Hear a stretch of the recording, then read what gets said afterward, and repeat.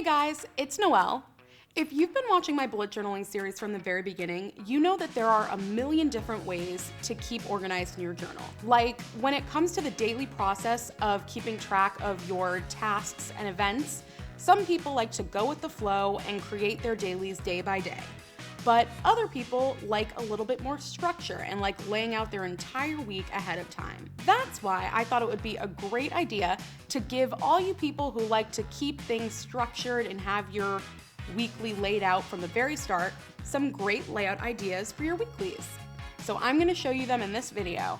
But before I get into it, definitely subscribe to 17's YouTube channel so that you don't miss out on any of our future bullet journaling videos. The first weekly spread that we're going to go through is my personal favorite setup. I start by writing the week that you're covering in the top left corner of your page.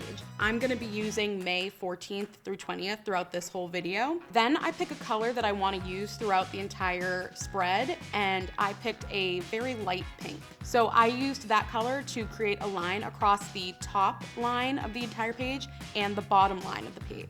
Then I like to create a mini calendar to keep track of what week you're in the month. So I drew 2 lines that are 7 spaces long, and then I wrote out the days of the week in between that line. And then under that, I numbered the days of the month to make a little calendar. Then I took my pink marker and highlighted the week that this spread is going to cover, which is 14th through the 20th. Then on the left side of my left page, I created a box that is going to serve as my weekly overview of tasks and due dates. You can make this box look however you want to, but I like to round the edges. And then I drew a dashed line on every 4th line.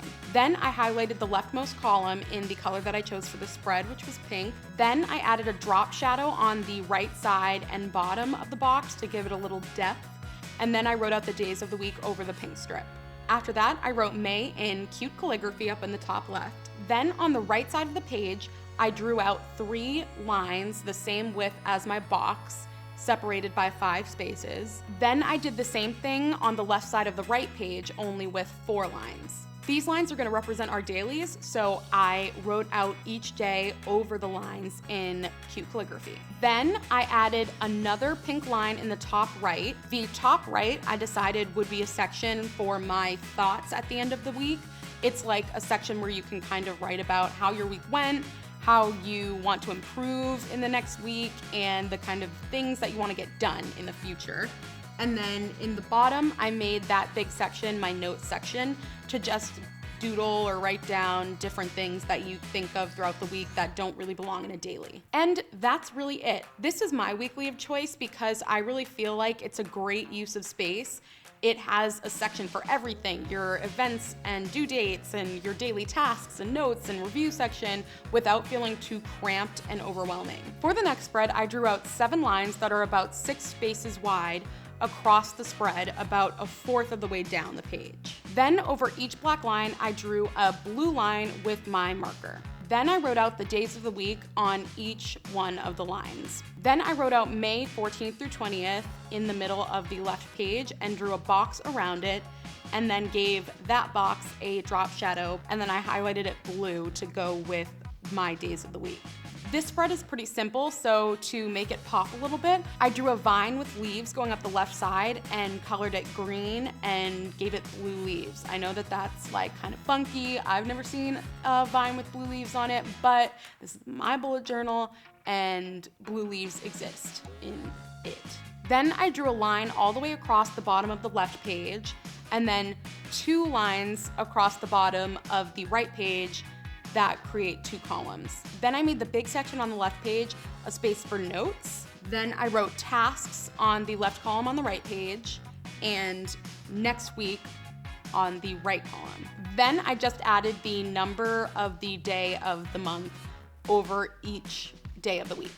And that's really it. I really like this spread. I think it's super, super simple. The one con about this spread is that the columns are really, really tiny, and you have to make sure that you write really small and neat in order to conserve space and be able to fit all your writing.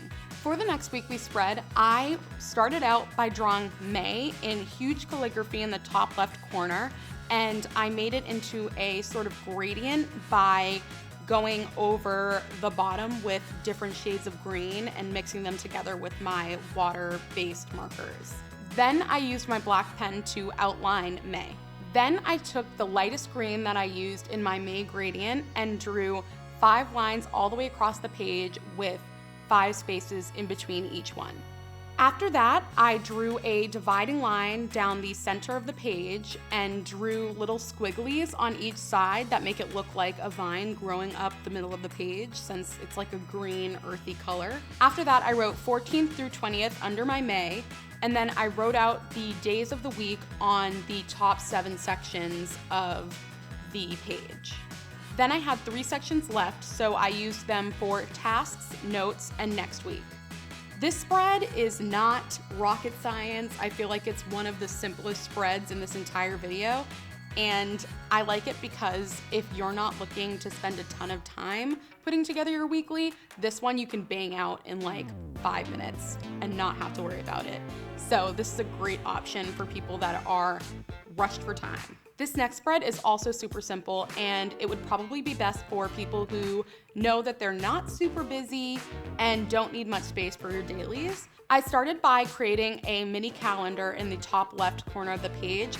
Then I wrote out May in faux calligraphy and colored it in with a pink color. Then I took that same pink color and highlighted the week that this page will be covering, which is the 14th through 20th.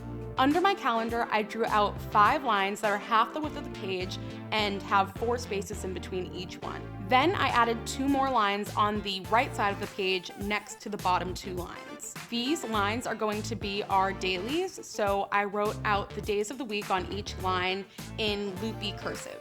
Then in the big space in the top right, I created a box and wrote notes over it, and then highlighted the box in purple. This is another super simple weekly. I like it because it's only 1 page and really conserves pages in your journal if you're not looking to totally breeze through your journal in less than a year. But because it is just 1 page, you can sometimes find yourself running out of space under 1 or 2 of your dailies because a day turned out being a lot busier than you expected and you run out of space. So that's something to think about if you try this weekly spread. For the next spread, I really wanted to try something that really captures the look and feel of a regular agenda planner. So I started in the bottom right corner and counted up 9 rows and wrote out Sunday in super loopy cursive. I extended the last line of the Y all the way across the page to create the divider for that day. Then I wrote out the rest of the days of the week, working my way up page and onto the left page, making sure to put 9 rows in between each day. After that, I wrote out the number of the day of the month each day represents. Then, to add a pop of color, I drew alternating circles and squares around each one of the numbers. Then I wrote May in big orange calligraphy and created a gradient by adding red to the bottom of it. Then I used a red fine liner to create a red drop shadow on each one of the days. And then I just added 14th through 20th under May. This layout, without a doubt, is the simplest of all the spreads in this video because it's literally just a kind of regular agenda layout. So if you're looking to capture that kind of feel in your bullet journal, you should definitely stick to this one. If this one is a little too simple for you, the next spread I'm going to show you might be a better option.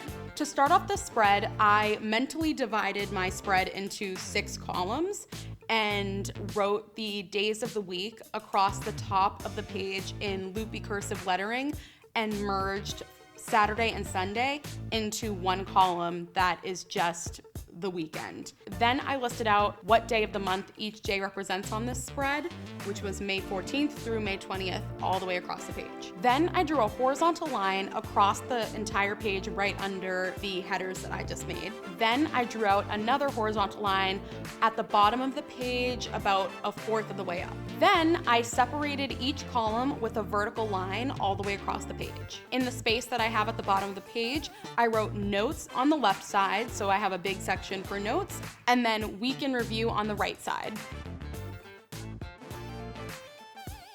Then to create a section for my daily events, I drew one more horizontal line all the way across the spread, about 3 spaces below the top horizontal line.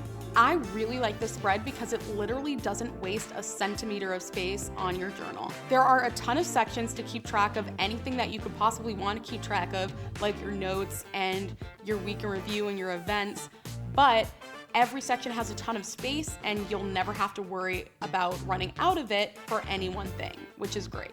That's it. I hope this video gives you some fun ideas on how to lay out your weeklies in the future. Now definitely subscribe to 17's YouTube channel so that you don't miss out on any of our videos just like this one. Bye!